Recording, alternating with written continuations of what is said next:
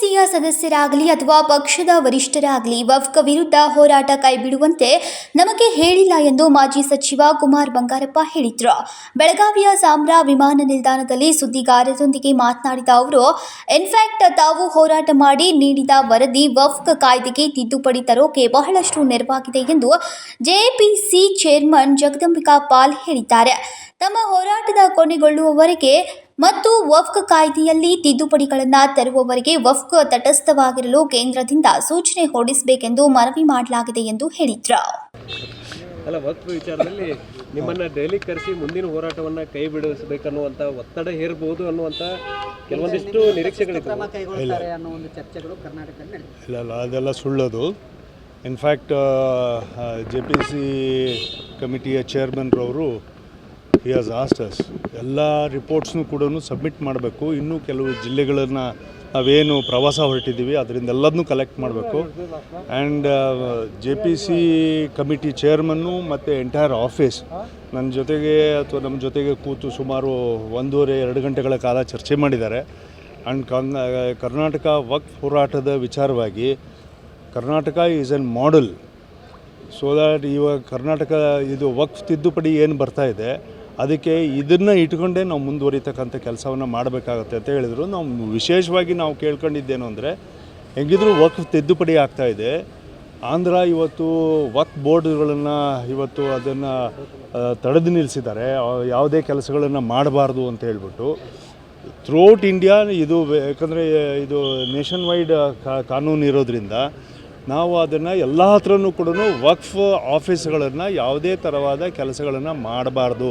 ಬರಬಾರ ಮಾಡೋದಿರ್ಬೋದು ಅಥವಾ ತಿದ್ದುಪಡಿ ಮಾಡೋದಿರ್ಬೋದು ಅಥವಾ ಮತ್ತು ರೆವಿನ್ಯೂನಲ್ಲಿ ಮಾತನಾಡೋದಿರ್ಬೋದು, ಇದು ಯಾವ ಕೆಲಸನೂ ಕೂಡ ಮಾಡಬಾರ್ದು ಅಂತ ಹೇಳ್ಬಿಟ್ಟು ನಾವು JPC ಮುಖೇನ ಕೇಂದ್ರ ಸರ್ಕಾರಕ್ಕೆ ಒತ್ತಾಯ ಮಾಡಿದ್ದೀವಿ. ಸೊ ಆಲ್ ದ ವಕ್ಫ್ ಬೋರ್ಡ್ನ ಕೆಲಸಗಳು ಇದೆಲ್ಲ ಇತ್ಯರ್ಥ ಆಗೋವರೆಗೂ ಕೂಡ ತಟಸ್ಥ ಆಗಿರಬೇಕು. ಅಧಿಕಾರಿಗಳು ಯಾವುದೇ ಥರವಾದ ಅದು ಫಾರೆಸ್ಟ್ನವ್ರು ಇರ್ಬೋದು, ರೆವಿನ್ಯೂನವ್ರು ಇರ್ಬೋದು ಅಥವಾ ವಕ್ಫಿನ ಲ್ಯಾಂಡೇ ಇರ್ಬೋದು, ಯಾವುದಕ್ಕೂ ಕೂಡ ಇದಕ್ಕೆ ಮುಂದುವರಿಸಬಾರ್ದು ಅಂತೇಳಿ ನಾವು ಒತ್ತಾಯ ಮಾಡಿದ್ದೀವಿ.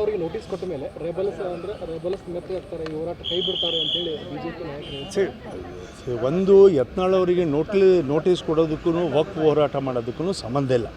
ವಕ್ಫ್ ಹೋರಾಟ ಮಾಡ್ತಾ ಇರ್ತಕ್ಕಂಥದ್ದು ನಿಮಗೆಲ್ಲರಿಗೂ ಚೆನ್ನಾಗಿ ಗೊತ್ತಿದ್ದಂಗೆ ಯತ್ನಾಳ್ ಅವರ ನೇತೃತ್ವದಲ್ಲಿ ಬಿಜಾಪುರದಿಂದ ಶುರುವಾಗಿರ್ತಕ್ಕಂಥದ್ದು.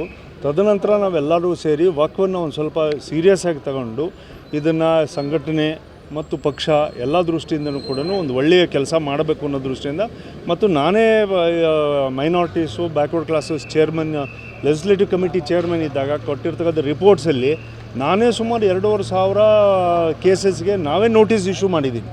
ಯಾವುದಕ್ಕೆ ಅಂದರೆ commercial properties misuse of the properties ಆಗಿದ್ದಕ್ಕೆ ನೋಟಿಸ್ ಇಶ್ಯೂ ಮಾಡಿದ್ದೀವಿ. ಆ ರೈತರಿಗೆ ಇವತ್ತು ಅವ್ರು ಏನು ಹೇಳ್ತಾರಲ್ಲ, BJP ಅವಧಿನಲ್ಲಿ ಜಾಸ್ತಿ ನೋಟಿಸಸ್ ಕೊಟ್ಟಿತ್ತು ಅಂತೇಳಿ.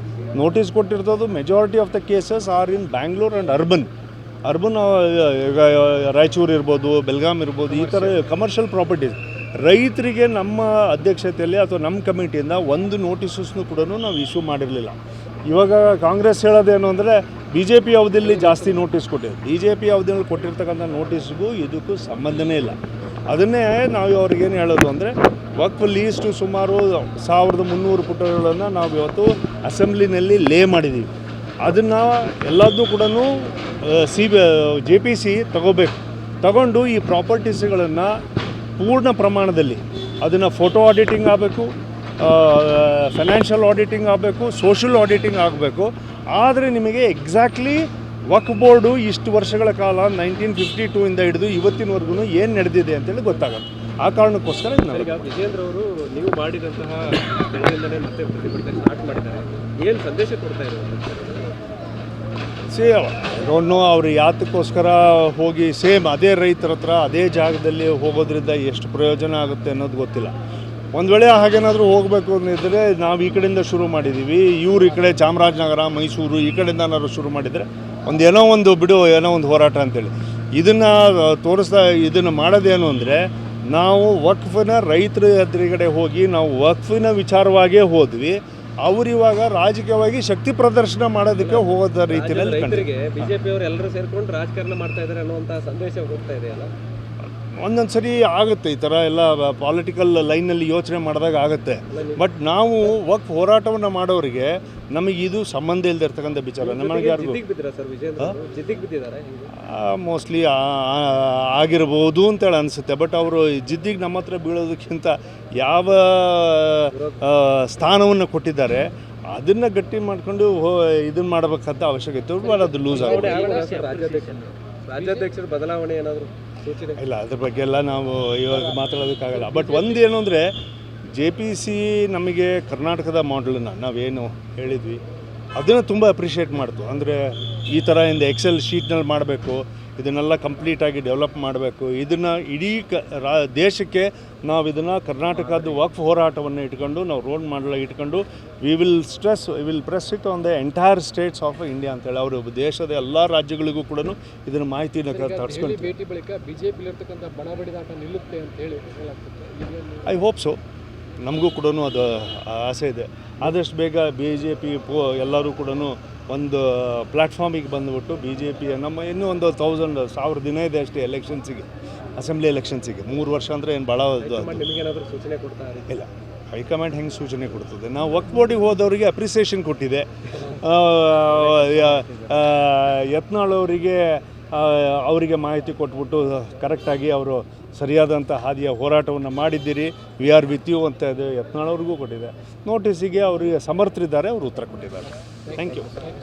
ಇನ್ನು ರಾಜ್ಯಾಧ್ಯಕ್ಷ BY ವಿಜಯೇಂದ್ರ ಅವರು ಬೀದರ್ನಿಂದ ವಕ್ಫ್ ಹೋರಾಟ ಮಾಡ್ತಾ ಇರೋದು ರಾಜಕೀಯ ದುರುದ್ದೇಶ ಅಡಗಿದೆ. ಆದರೆ ಅವರು ಎಲ್ಲರೊಂದಿಗೆ ಕೈಜೋಡಿಸಿ ಮೈಸೂರು, ಹಾಸನ್ ಈ ಭಾಗದಲ್ಲಿ ಹೋರಾಟ ಮಾಡಿದ್ರೆ ಒಳ್ಳೆಯದು ಎಂದರು. ರಾಜಶೇಖರ್ ಹಿರೇಮಠ್, KMM ಕನ್ನಡ, ಬೆಳಗಾವಿ.